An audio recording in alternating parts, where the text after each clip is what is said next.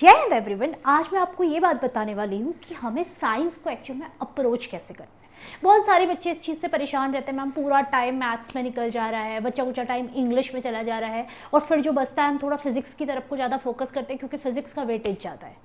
ये आपकी सबसे बड़ी गलतफहमी है। देखो, मैं आपको एक बहुत सिंपल बात बताती हूँ। मैं आपसे बिल्कुल नहीं कह रही हूँ कि आप पूरे दिन भर साइंस पढ़ो या पूरे रात भर साइंस पढ़ो, मैं आपको ये नहीं कह रही। बस मैं आपसे ये कह रही हूँ कि 1.5 आवर आप साइंस को डेली दो और ये 1.5 आवर में आपको फिजिक्स भी पढ़नी है, ये 1.5 आवर में आपको केमिस्ट्री भी पढ़नी है और ये 1.5 आवर में आपको बायोलॉजी पढ़नी है। मैम मतलब आधा आधा घंटा नहीं, ऑड एंड इवन डेज। मतलब आपने अगर मान लो मंडे को आपने फिजिक्स पढ़ी तो ट्यूसडे आप केमिस्ट्री पढ़ो, ठीक है। उसके बाद वेडनेसडे फिर फिजिक्स पढ़ो, फिर आप थर्सडे क्या पढ़ो, केमिस्ट्री पढ़ो और सैटरडे संडे आप थोड़ा बायो को टाइम दो। देखो बायो का ज़्यादा नहीं है चैप्टर्स बट इंपॉर्टेंस है, ठीक है। अब बहुत सारे बच्चे मैथ्स बैकग्राउंड के होते हैं जो कहते हैं यार बायो को चलो स्किप कर दो, हमें समझ नहीं आती। बेटा एक चीज़ याद रखना, अगर फिजिक्स में 22 से 25 क्वेश्चन आते हैं ना तो एक बच्चा जो होता है वो 18 से 19 क्वेश्चन ही कर पाता है। लेकिन अगर केमिस्ट्री और बायोलॉजी के मिला के 25 क्वेश्चन आते हैं तो अगर आपने अच्छे से पढ़ा है तो मैं आपको इस बात की गारंटी देती हूँ आप 23 से 24 क्वेश्चन भी अटैम्प्ट कर लोगे और कहेंगे तो आप पूरे के पूरे क्वेश्चन भी अटैम्प्ट कर लोगे।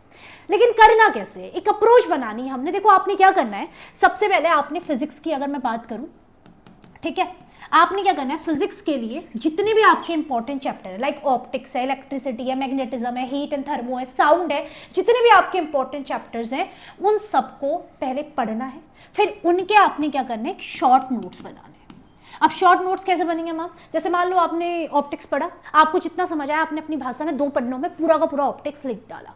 उसके बाद आपने क्या करना है, जितने भी इंपॉर्टेंट डायग्राम आपके हैं वो आपने क्या करना है, एक A4 साइज का पेज ले लो या एक चार्ट ले लो, उसमें सारे के सारे डायग्राम बना डालो। चाहे वो आपका ऑप्टिक्स से रिलेटेड हो या चाहे आपका वो ग्रेविटी से रिलेटेड हो, कोई भी डायग्राम हो वो सारे के सारे आप यहाँ पे बना लो, ठीक है। उसके बाद आपने तीसरा क्या करना है, फॉर्मूला।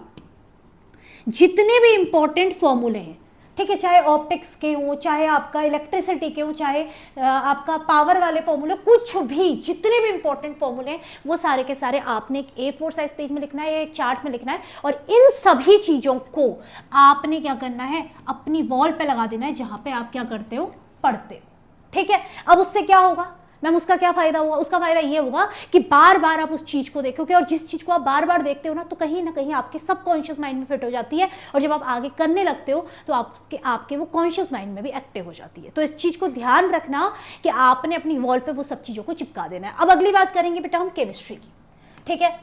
बहुत ही ईजी आती है आपके, उसमें 9th और 10th के लेवल की आती है। अगर आपको हेल्प चाहिए तो आप एनसीईआरटी से भी हेल्प ले सकते हैं, बाकी मैं आपको पढ़ा ही रही हूँ तो आपको बाकी दिक्कत होनी नहीं चाहिए। अब केमिस्ट्री की अगर मैं बात करूँ तो बेटा इसमें भी आपने क्या करना है, जैसे रिएक्टिविटी सीरीज आपने पढ़ी तो रिएक्टिविटी सीरीज को पूरा का पूरा आप लोगों के वॉल पे लिख लो, ठीक है। एक बात इंपॉर्टेंट, जैसे मान लो पहला चैप्टर आप पढ़ने बैठे मैटर एंड कॉम्पोजिशन। अब मैटर एंड कॉम्पोजिशन में आपने पढ़ा रिएक्टिविटी, ठीक है। तो आपने क्या करना है, बिना कॉपी खोले पहले जितना भी आपको याद है सारा लिख लो अपने शब्दों में। भाई एयर के साथ कैसे रिएक्ट करता है, वाटर के साथ कैसे रिएक्ट करता है, एसिड के साथ कैसे रिएक्ट करता है। उसके बाद क्या होगा, जो चीज आपको याद नहीं है उस पर आप ज्यादा फोकस करोगे। जैसे आपने रदरफोर्ड का मॉडल पढ़ा, जितनी चीजें आपको आती थी आपने कॉपी में लिख ली, अब जो चीजें नहीं आती थी आपको पता लगे भाई ये मुझे नहीं आता, आप उस पर ज्यादा फोकस करोगे। तो ऐसा ही आपने फिजिक्स में भी करना है और ऐसे ही आपने केमिस्ट्री में भी करना है। अब बात आती है बायोलॉजी की। बेटा आपको नीट नहीं क्लियर करना है, कुछ टॉपिक्स हैं जिस पे आपने ज्यादा फोकस करना है, जैसे सेल एंड टिश्यू है, ठीक है, लाइफ प्रोसेस है, प्लांट फिजियोलॉजी है और डिजीज है। बहुत ज्यादा नहीं पढ़ना है। अब इसमें भी कहते हैं कि बायोलॉजी क्या है, हमारे बारे में है ना। हार्ट है आपका, भाई आपका हार्ट कैसे वर्क करता है, इसका एक वेन डायग्राम बना लो। आपके रेस्पिरेशन की प्रोसेस कैसे होती है, कैसे एरोबिक होता है, कैसे एनएरोबिक होता है, पूरा एक डायग्राम बना लो और इनके डायग्राम बना के आप क्या करो, अपनी वॉल पे लगा। बार बार जिस चीज को देखोगे ना उससे आपके क्या होगा, माइंड में वो चीज क्या कर जाएगी, क्लिक कर जाएगी, आपके दिमाग में वो चीज छप जाएगी। अब सबसे इंपॉर्टेंट बात जो मैं आपको बताने जा रही हूं वो आपकी क्या है, PYQ।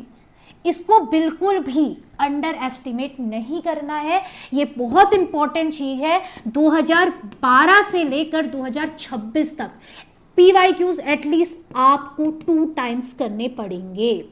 अब ये तो आपने करना है, ये भी देखना है कौन सी स्टेटमेंट सही है और कौन सी स्टेटमेंट नहीं है। तो हर एक चीज को आपने यहां पे करना है। और याद रखना पीवाईक्यूज आपको करना नहीं है ऐसे आपने कर दिए, पीवाईक्यूज भी आपको देखना है बेटा। याद रखना साइंस रटने का सब्जेक्ट नहीं, साइंस समझने का सब्जेक्ट है। उसको समझो, जितना समझोगे ना उतना तुम्हें आएगा। अब बात करते हैं मैम, अगर मेरे को क्वेश्चंस की प्रैक्टिस करनी है वो कैसे करें? आपको कुछ नहीं करना है, एनसीईआरटी एग्जाम्पलर होती है, ठीक है। आप एनसीईआरटी एग्जाम्पलर, लाइक आपको मान लो ऑप्टिक्स का आपने चैप्टर करा, अब आप क्या डालोगे, class 9th optics NCERT exemplar, या class 10th optics NCERT exemplar. आपके पास पूरे के पूरे क्वेश्चंस उसके खुल के आ जाएंगे, यानी कि आपको पूरे क्वेश्चन एनसीईआरटी के मिल जाएंगे, उन क्वेश्चंस को सॉल्व करो। सेम ऐसे ही आपने मान लो ग्रेविटेशन पढ़ा, class 9th gravitational NCERT exemplar, तो आपको सारे के सारे क्वेश्चंस मिल गए, प्रैक्टिस क्वेश्चंस, वहां से आप प्रैक्टिस करो। बट एक चीज ध्यान रखना, पीवाईक्यूज मोस्ट इंपॉर्टेंट है। पीवाईक्यूज चाहे वो कोई भी सब्जेक्ट हो, कोई भी, वहां पे आप पीवाईक्यूज को नहीं छोड़ सकते। और प्रैक्टिस मेक्स एवरीवन परफेक्ट। तो याद रखना, चाहे आप बिलो एवरेज हो, चाहे आप एवरेज हो, या चाहे आप स्मार्ट हो, कुछ भी हो, हर एक को प्रैक्टिस की जरूरत पड़ती है और प्रैक्टिस आपकी यहीं से होगी। आई होप आपको ये सभी चीज़ें समझ आएंगे और आप ऐसे ही इन चीज़ों पे वर्क करेंगे। और जल्द ही मैं आपको मिलूंगी एक नई क्लास के साथ, हमारी जो क्लासेस आगे बढ़ेंगी उनके साथ। तब तक के लिए जय हिंद, जय भारत।